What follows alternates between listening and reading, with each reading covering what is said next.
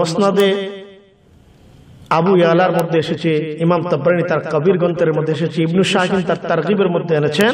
আবু দারদা থেকে বর্ণিত, হুজুর পাক সাল্লাল্লাহু আলাইহি সাল্লাম বলেন, মাউতুল আলিমি মুসিবাতুল লা তুজবার ওয়া সুলমাতুল লা তুসাদ।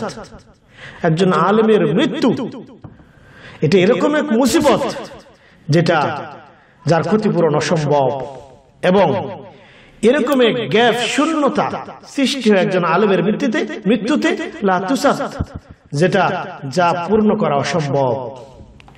হযরত সিদ্দিকা রাদিয়াল্লাহু তাআলা আনহা থেকে একখানা বর্ণনা এনেছেন, এসেছে মুসনাদে বাজ্জারের মধ্যে।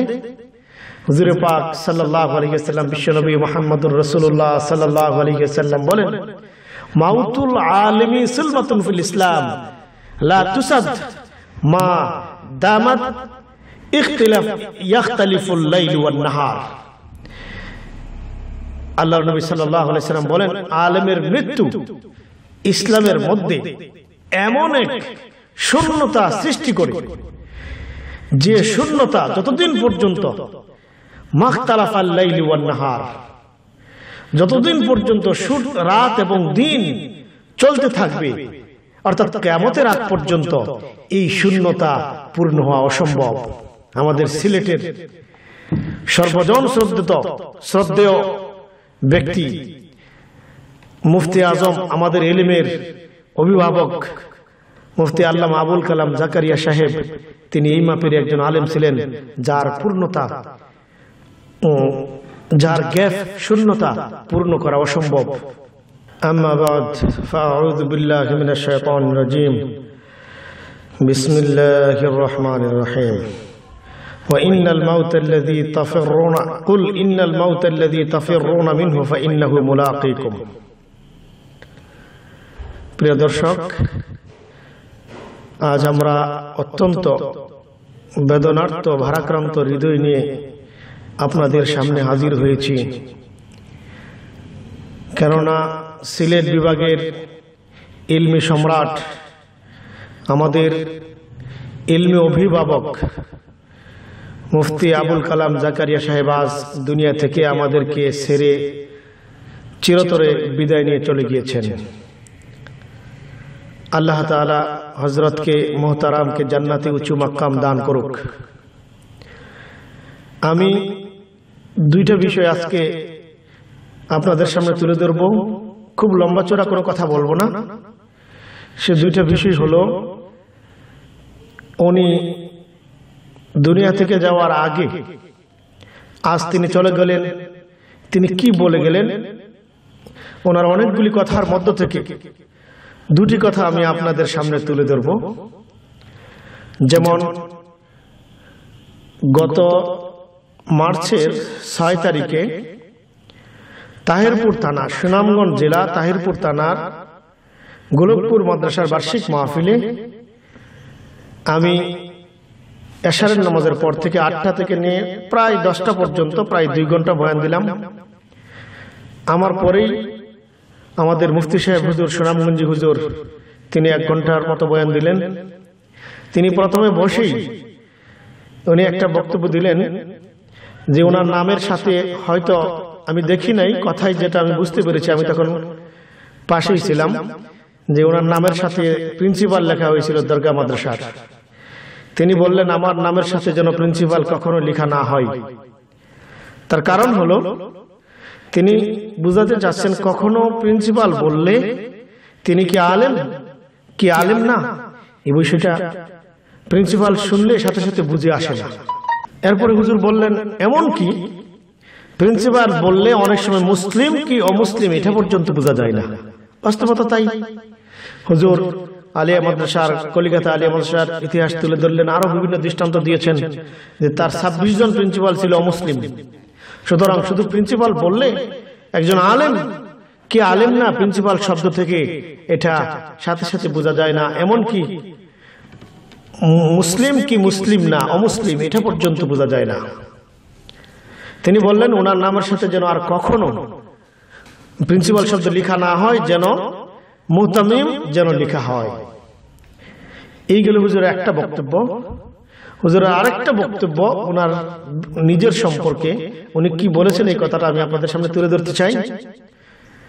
প্রিয় দর্শক, আমরা এখন দেখতে পাই যার তার নামের সাথে একজন ভালো আলেম আমরা হুট করে আল্লামা লিখে দিই, আল্লামা অমুক, আল্লামা তমুক। এখন এই আল্লামা শব্দের যে অপব্যবহার চলছে, আল্লামা তো হলো সেই ব্যক্তি যিনি ইলমুল মানকুলাত ওয়াল মাকুলাত, ইলমুল মানকুলাত ওয়াল মাকুলাত উভয় সাবজেক্টে যার কোনো গ্যাপ নাই, কোনো শূন্যতা নাই, যিনি মহাপণ্ডিত, জ্ঞানের মহাসমুদ্র, যে কোনো প্রশ্ন তার কাছে করলে ইলম সম্পর্কে সেখান থেকে কেউ মাহরুম হয় না, সেই ব্যক্তি তো আল্লামা। এখন এরকম আল্লামা কে আছে, কয়জন পাওয়া যাবে খুঁজে, যিনি ইলমুল মানকুলাত ওয়াল মাকুলাতের মধ্যে যার কোনো গ্যাপ নাই, কোনো শূন্যতা নাই। এরকম স্বীকৃত আল্লামা যেমন আল্লামা কাসিম নানতুবি আলাইহির রহমা, আল্লামা আবুল হাসান আলী নদভী, আল্লামা মনজুর নুমানি, আল্লামা শাব্বির আহমদ উসমানী। বর্তমান যুগে আমি আমার জ্ঞান থেকে বলছি, হয়তো আল্লামা লিখতে হলে অন্তত আমাদের তকি সাহেবের পর্যায়ের যদি কে হয়, তকি উসমানী সাহেবের সারা বিশ্বের সবচেয়ে বড় বর্তমান যুগের ফকিহ, যিনি সবার কাছে গ্রহণযোগ্য, যিনি ফিকহের সবচেয়ে বেশি খেদমত করে যাচ্ছেন, নিরলস নিরন্তর চেষ্টা সাধনা চালিয়ে যাচ্ছেন, তিনি হলেন মুফতি তকি সাহেব। অন্তত তকি সাহেবের পর্যায়ে হলে পরে কাউকে আল্লামা বলা যেতে পারে। এবার আসুন আমরা হুজুরের বক্তব্যে আসি। হুজুর কি বলেছিলেন? হুজুর ধীরাই খাদিমুল কোরআন সংগঠনের কমিটি গঠনের সময় এসে তিনি বললেন যে আমার নামের সাথে, অর্থাৎ মুফতি আবুল কালাম জাকির সাহেবের নামের সাথে তিনি বলছেন কখনো আপনারা আল্লামা লিখবেন না, আমি আল্লামা নই। আর এই কথা মনে করবেন না যে আমি তাওয়াজুআন নম্রতার খাতিরেই এই কথা বলছি, কারণ আমরা এটা মনে করতে পারি এটা হুজুর বলেছেন, এটা নম্রতার খাতিরে তাওয়াজুআন বলেছেন। হুজুর বলেছেন না, বরং আমার নামের সাথে আল্লামা লিখলে আপনাদের কবিরা গুনাহ হবে, আপনাদেরকে কবিরা গুনাহ থেকে বাঁচানোর জন্যই আমি আপনাদেরকে কথা বলছি, আপনারা আমার নামের সাথে আল্লামা লিখবেন না।